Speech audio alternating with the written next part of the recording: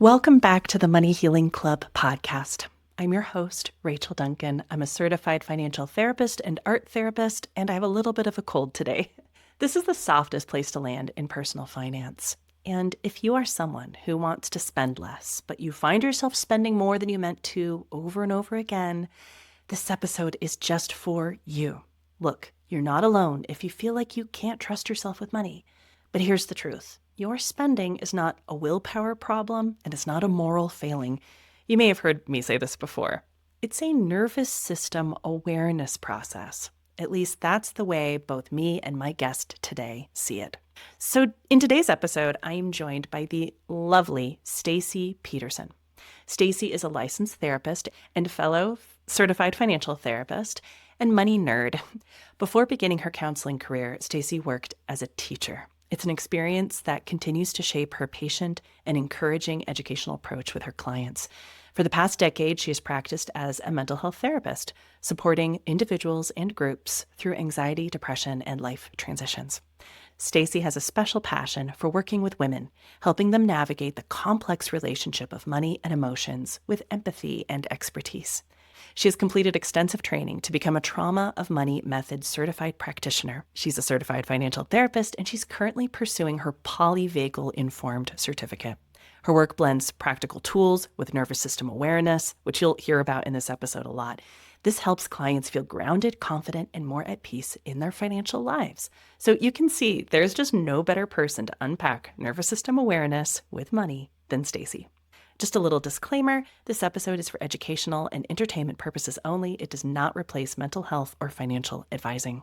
I love this conversation with Stacy, where we talk about how to recenter ourselves in the Target parking lot before going in to buy something, and how to recover when we lose touch with ourselves a little bit.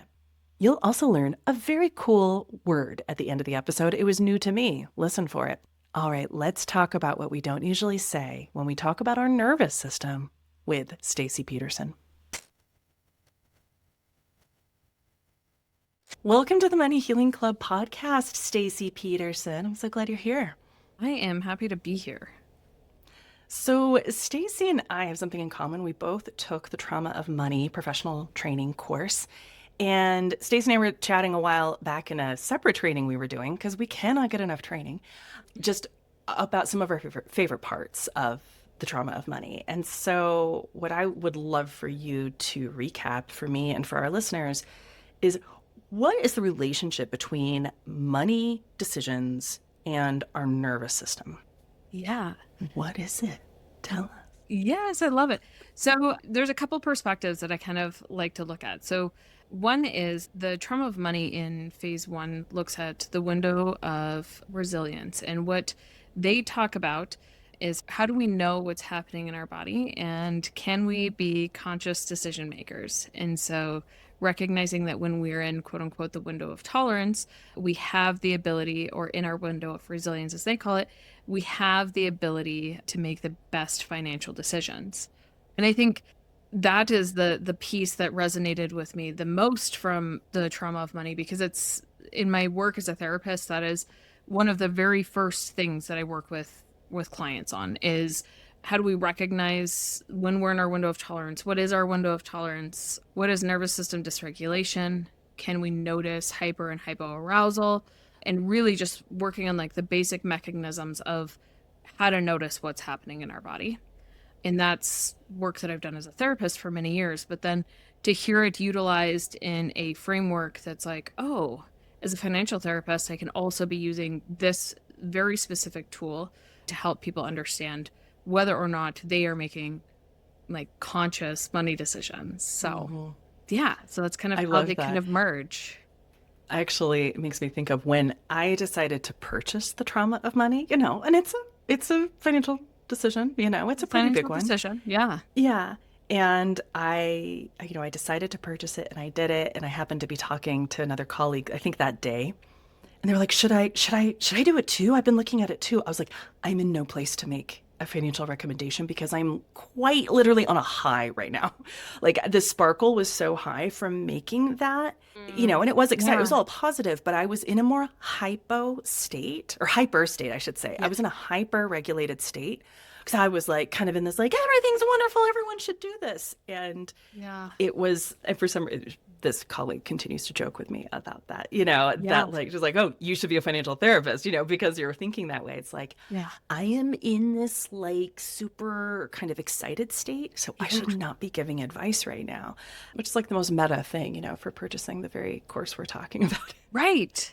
Yeah. And that's exactly it. In the Trauma of Money, and I don't know, I think you were 2 cohorts ahead of me, but they had us watch like the first hour of a documentary about consumerism. And I think that was the moment that I truly made the decision personally to not allow anything else or anybody else be the decider of my money. And that seems like a pretty like simple thing. It's like, well, yeah, well, shit, like nobody else has the control of your bank account. Like obviously you're the one making the decisions, but it's not that simple. When we look at it from a consumeristic lens, where companies that are selling products are reaching into our deepest unknown desires to get us to sell products or get us to buy products, excuse me. So when we can consciously make a decision that like I am going to know what's happening in my body, whether or not I'm calm, whether or not I am, hitting that need versus want proverbial list, I can truly make the decision for me and not for somebody trying to sell me a product. Could you walk me through a little bit about how do you, like, if we were to pretend like I'm your client, like, how would you teach me how to pay attention? Because, like, all the states we're in, we're all conscious. It's all conscious, but it's like different. Think of it as like different gears that your nervous system is in. Are we shutting down? Are we trying to get out of here? Are we staying right here? How would you teach me to like know which nervous system state I'm in? That's a really great question. Well, something that I notice is that a lot of clients are like, yeah, I'm here, but I'll be like, how aware of your body are you? And like on our scale of like 0 to 10, 10 being like, I can notice when I begin to get a tiny bit anxious. I can feel when I get a tiny bit excited. And 0 being like, I have no feeling. And 1 being, I can feel it when I stub my toe. I know what my body feels like when my toe hurts when I stub it.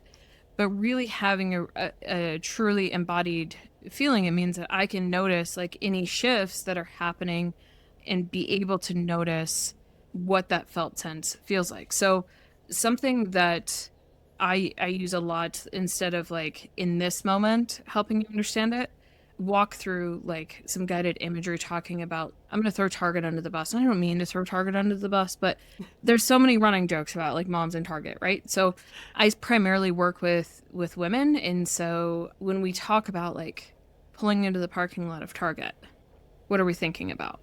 When we, I don't know if you want to walk through it specifically, I mean, we sure can. yeah, I mean, I use Target a lot. I don't think another company other than Amazon features as largely in financial therapy. It's like Target Right. and Amazon. There is something, it's so reliable in delivering.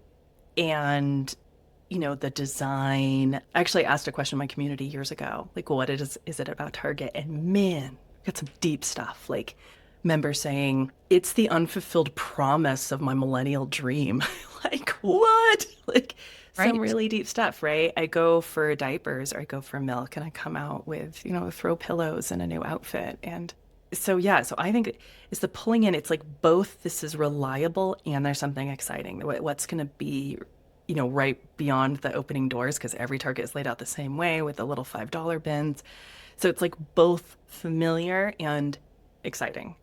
And kind of there's this, because Target's branding has done probably some pretty good work with trust, even though it's had some, some Yeah. issues and a lot of boycotts, is that I trust that I'm going to find what I'm looking for and also find what I'm not looking for there. Mm-hmm. And that it's going to look good. Right. And then I'm going to feel good. I think there's all of that mixed in if I were to pull in to the Target parking lot. Right. So, I mean, that's That's a lot of awareness to be like, I'm going to find what I'm looking for and I'm going to find what I'm not looking for. But what are you going to do with that? So, like, then when Right. we talk about, okay, now that's what I'm thinking when I'm pulling into the parking lot. Am I aware of how much money I want to spend?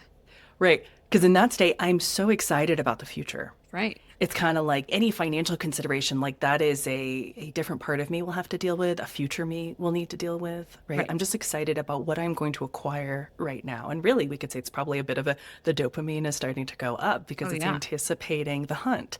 for sure. Um, so yeah, probably not considering much about the budget. And I'm kind of thinking like my pre-financial therapy self, but yeah, just like I'm going to get both my needs and my wants fulfilled here. Mhm. Yeah, and not necessarily worried about what future self is going to need to consider. Like, Mm-mm. so when we're talking about noticing what's happening in the nervous system, recognizing whether or not we're in our window of tolerance allows us to decide what we're going to do with that. So, like, if we are in our window of tolerance and we're like, I am so excited about finding what I need and then also finding what I don't need, I'm regulated and I'm excited and there's a venture ahead of me, it can feel like an adventure and it can feel like fun.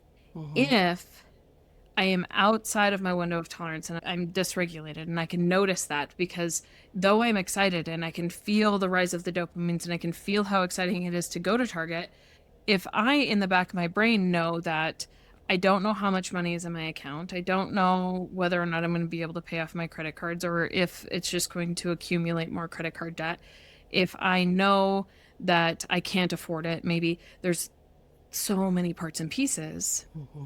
And that's like that background buzz of what we like to call dysregulation. And dysregulation's right on the fringe of hyper and hypoarousal. So, like, we can make okay money decisions in dysregulation, but what's going to happen is that we're going to get much looser. Like, we're going to be like, screw future self. She'll figure it out. I mean, she always No, does.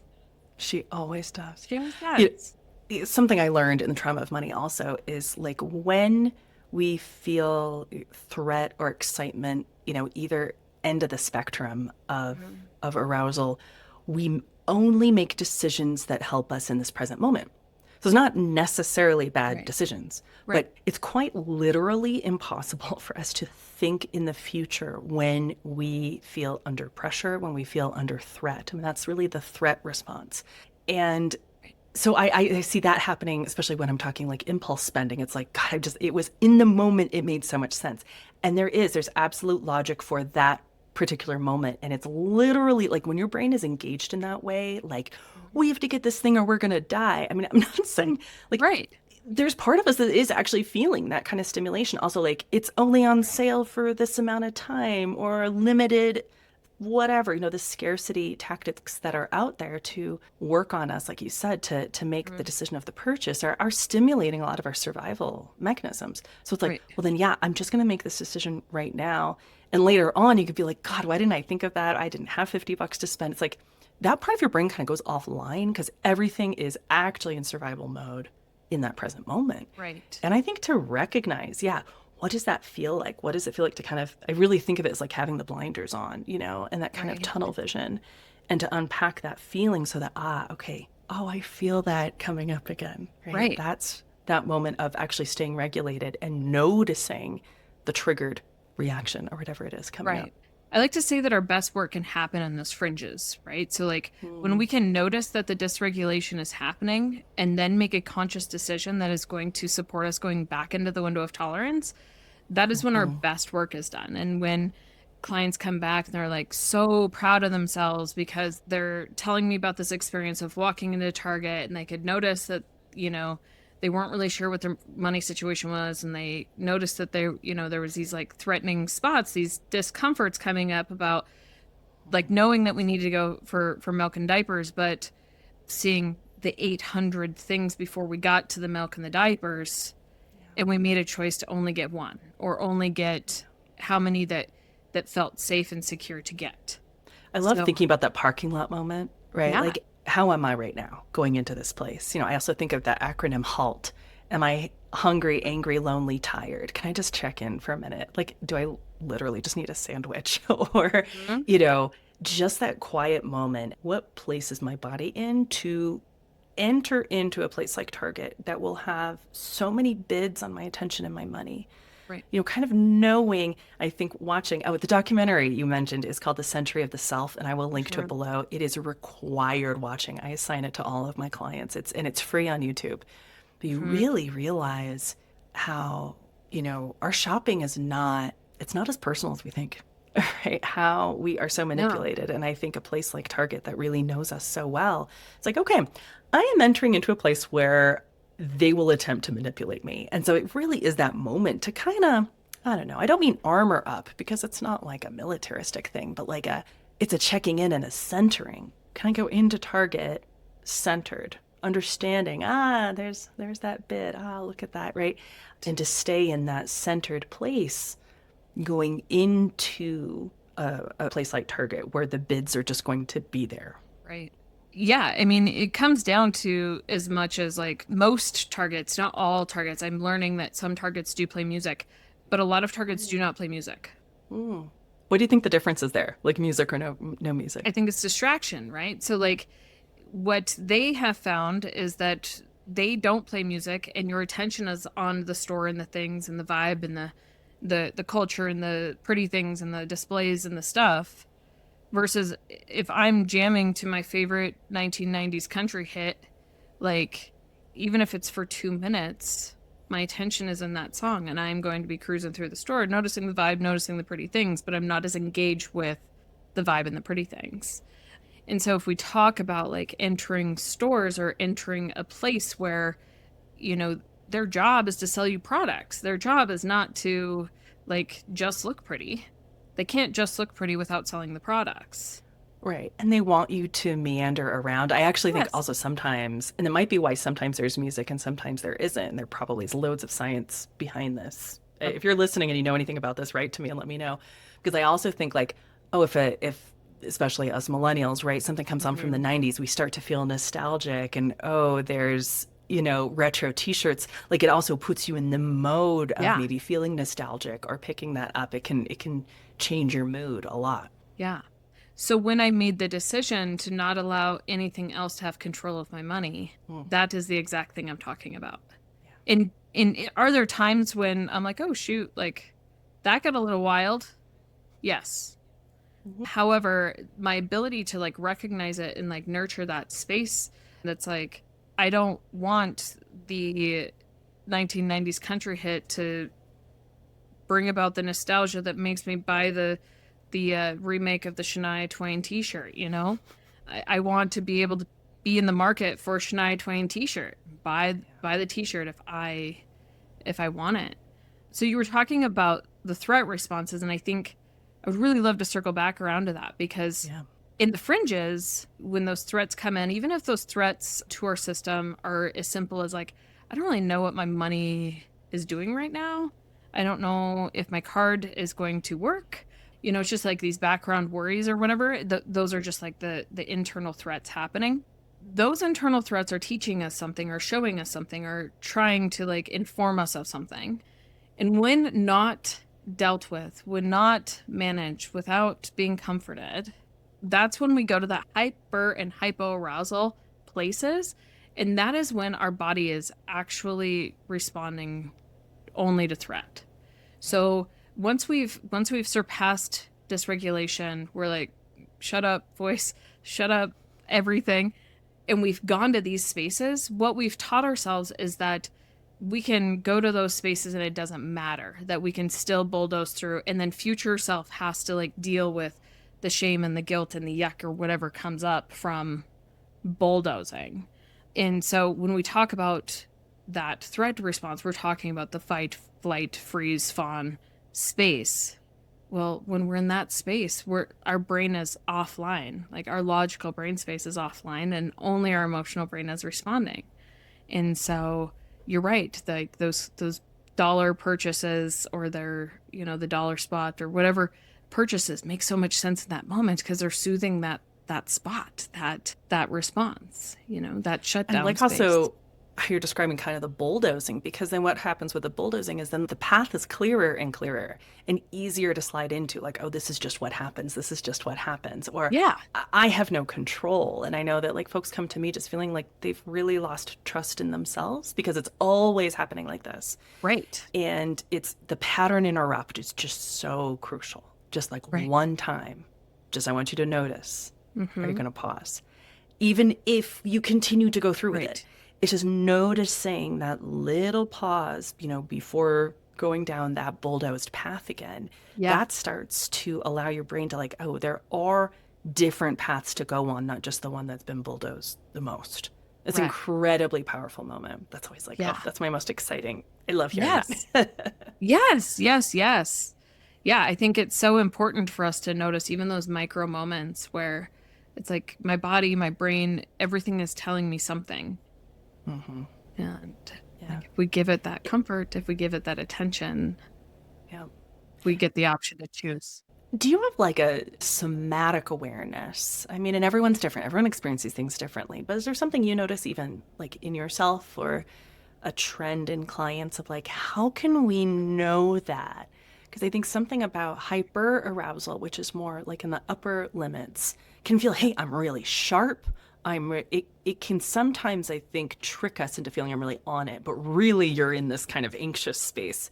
I'm wondering if there's some tells that you have noticed in yourself or that clients bring up, how they can know they're in that space.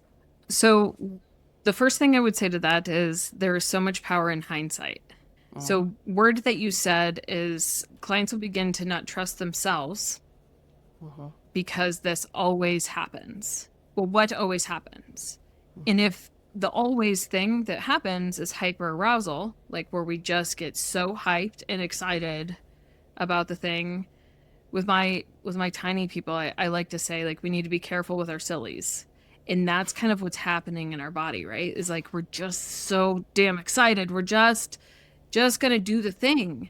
And so if we know that that's the thing that always happens, what we need to do is to be able to teach our nervous system to relax. And so it might look like pulling into the parking lot and doing an inventory of, why am I here? What do I want this experience to feel like? What does my heart feel like? And do hand to chest, hand to belly, and just breathe. What does my chest feel like? Because I notice that a lot of times there's like tightening of the chest, like heavy sighs, like overwhelm that begin to happen, but that's usually part of the bulldozing, right? So like, why am I here? Why am I here?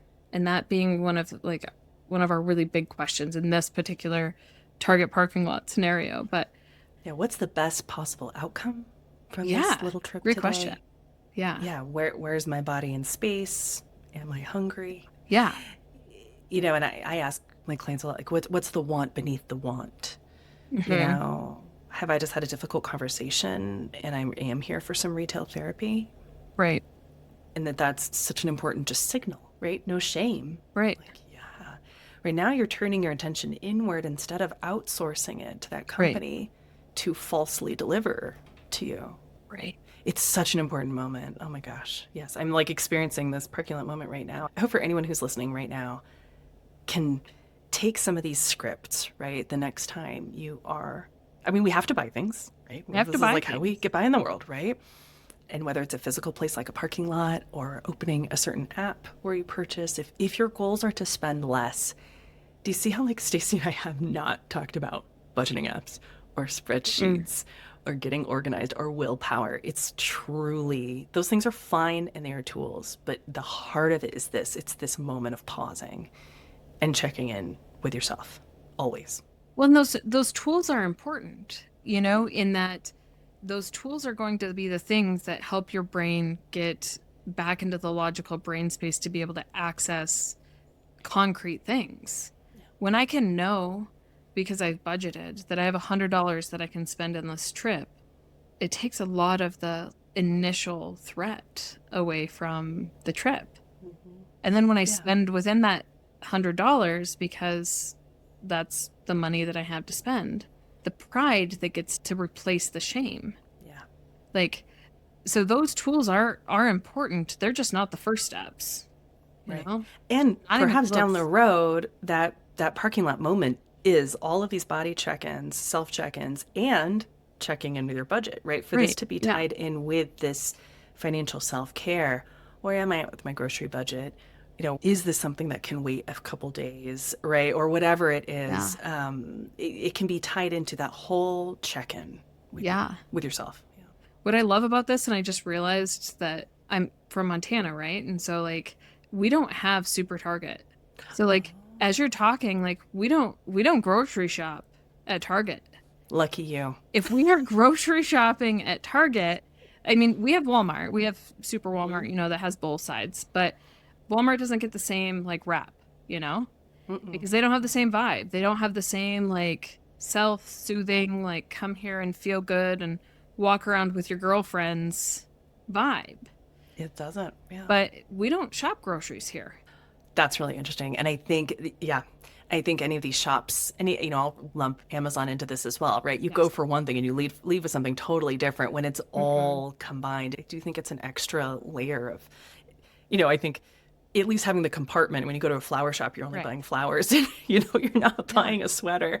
It is tough with these shops that kind of like offer you everything. So yeah, Yeah. well, Stacy, you'll just have to come down to Denver sometime and see some big box Target shops. Oh man, I've been to a few and I get Yeah. why the feeling's even bigger, you know?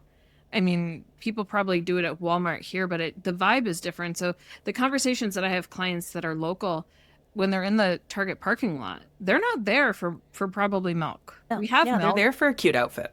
maybe, or they're there to walk around with their girlfriends and get a Yeah, and get some Starbucks. cute and get some cute mugs or Yeah, like cute exactly. jewelry or whatever. Yeah. Yeah. No, exactly. And I also want to say like and that's okay. Like and I know Oh, that yeah. like right, neither of us are saying Dude, I like love it. I yeah. still love walking around Target. I just want to be an aware, conscious consumer, and I want my Yeah. clients to also feel that. Exactly. It's that regret. It's the I want to go and feel like I am the steward of my money. Yeah. I'm protecting it. I feel like in this whole process with me and my money healing over the last 10 years, I've just become more and more protective of it in a way that like I don't know that feels like more mature or like a parent, right? And kind of my default is no, like something has to be pretty compelling to me to buy it, and it's taken a long time to get there, and it's not always sure I do like Right. certainly the impulsive stuff comes up, but oof, the feeling of empowerment, like you said, it teaches you a whole new thing where like oh the positive effects, it's like you're reconditioning yourself, right? Yes. Like it feels so good to really say, this is what I'm spending on and I have limits and because I'm now trusting myself Yeah. and then, oh wow, and there's actually some more left in the account by the end of the month, or I am now more Mhm. comfortable holding on to more money because my number one priority is stewarding it Yeah. first. Yes. One of the slogans of Trauma of Money, and I think Chantel even has it like big and like neon behind her, is you can be trusted with money. And that is Yeah. the thing that I feel like I want all of my clients to be able to know is that they can trust themselves with money, that they can be those stewards, that they have a capacity to feel safe and feel secure and to not have money have power and negativity and be, I guess, synonymous or related to like the collapse or the overwhelm or the too excited of a body. I call it my golden retriever energy. That just gets so excited, that whatever it is isn't going to be able to dictate my money, that I am still all me and that I Yeah. can be trusted with those dollars. Yeah. So I think that's the whole point in having a regulated nervous system and being able to approach shopping or approach like big money decisions or small money decisions or micro money decisions with awareness. And also this like regulated place is the what is it called? The tend and befriend, the Mm. learn place. Like Yeah. we don't learn when we're dysregulated very well. We don't I mean we might learn like a trauma reaction, but that's about it. Right. Like when we're in this more regulated place, we feel safe. We can think more flexibly. We can think in nuance. We can see things from multiple angles. We can take our time. It's also a place like where socially we feel safe with each other. People read us as a safer person when we're Yeah. in this place. And so we remind clients a lot because there's a little graphic, the trauma of money sort of graphic. And this window of regulation this is where we want to be, not only to make money decisions, but also to learn about money, right? To find your own path, to reach out, right? This is the best place for you to reach out and be reached to. And understand though that like we all get into hypo and hyper arousal. That's not a bad thing. Like it's not like the goal to like always be in this window of tolerance all the time. Like the idea is all three of these states happen like necessarily throughout our day. But the more we really dial into the experience of being in a more regulated place, the easier it is to get back there. It's like just a muscle that can be strengthened. So that's why like I think you and I are both saying like regulate first, then approach the money thing or learn the money thing. And and if anyone who's listening feel like they've lost the thread on trusting themselves, you also don't have to do it alone, right? This is why there's only a few of us certified financial therapists out there, but we're out there, and we can help you find that core bit of you again. Yeah. Actually, Stacy, could you share a little bit about your work and what you have going on? Yeah. First, can I share a word that rocks my socks? Please. The word is called pendulation, where we can like go to these spaces and we can come back in, and we can move out to hyper and hyper arousal and we can move back in. And so when like the listeners are like, oh, I know, but I always do that and that's just the way I am. It's like, maybe, but like the goal is pendulation. Like we're going to be able to like move throughout each one of these states, and we're going to be okay that we are moving back to that core self. So you're right. Like, exclamation point, like the goal is not to always be regulated. No human can exist, and nor do we want you to, because our survival like expects us to be able to have our threat responses work appropriately. So so we just don't want them to happen at unnecessary times. So pendulation, everyone, use it in a future email. What a great word. I didn't know that was a word. It's a great word. Yeah. It just rocks my socks. And I think it's just such a powerful word to think about, because my grandma had like this grandfather clock that my grandpa built. And that's what I think about every time, you know, like the pendulum just swings and it swings. It just keeps going, and time keeps moving. And like, that's what our bodies are going to do too. We're going to swing one way or we're going to swing the other way. And we're going to, you know, our goal is to just be able to get ourselves to not swing so hard, so fast. And it really can allow us to feel, you know, more secure within our bodies, to know that we can be trusted. And everyone's different about how they get there. That's also like part of self-knowing, right? What works for me. But one of the things is, you know, when we are with people we feel safe with, it tends to get us back into this more middle place when we are with people. Like healing relationships, positive relationships tend to be a good way to get there. For sure. And as far as like the few of us as financial therapists, like knowing that like best fit is important, you know, like not like I'm not going to be the best fit for everyone, and you're not going to be the best fit for everyone. That we have what I feel like is a very small army of very qualified, really cool individuals to help. So I offer individual financial therapy as well as group financial therapy. And I think, you know, my approach might not strike a chord with everyone. And that's why I love getting to know you and like all of our other colleagues that are literally writing the books and creating the space for this work. That's great. And where can folks find you, Stacy? Yeah, so you can find me. My social medias are, you know, slow. They don't do much, but they exist.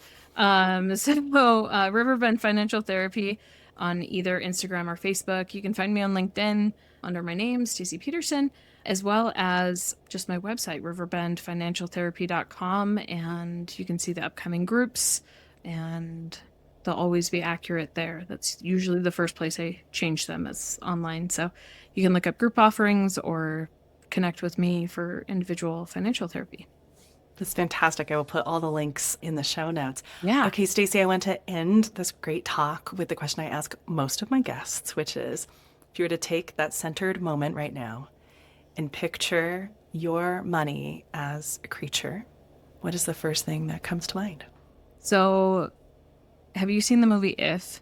Yeah. Okay. Yeah. When we've talked about this before, and like when I don't know, when I have this like felt sense, it's the picture is always blue. The big furry purple guy named Blue and he is really quirky and kind of all over the place and really just wants people to love him and really just wants like to find his friend again. Like he's the imaginary friend of a guy and he tries to get reattached to a different person and he just tries and he tries, but he's just big and purple and fluffy and warm and loving. Yeah, and that's just the thing that comes up every time. I don't know why, but Sounds like a very warm relationship you have with your money. And I think your money is lucky to be attached to you, oh, thanks. taking very good care of it. Well, that's so great. Stacy, thank you so much for being on the show. Yeah, thank you so much for having me. Thanks for listening to the Money Healing Club podcast. You can find resources, links, everything from this episode in the show notes below or at moneyhealingclub.com/podcast. If you enjoyed this episode, you probably really love my free email course on curbing impulse spending with compassion and mindfulness. You can check it out at moneyhealingclub.com/challenge. Do you have a question or a topic about financial therapy or about just living in this life with money? I'd love to get your voicemail to be featured on a future episode of the podcast. Check it out at moneyhealingclub.com/podcast. You'll see a big orange button there where you can record from any device you're on. You can also be anonymous. We are in this together, and I really appreciate it. See you next time.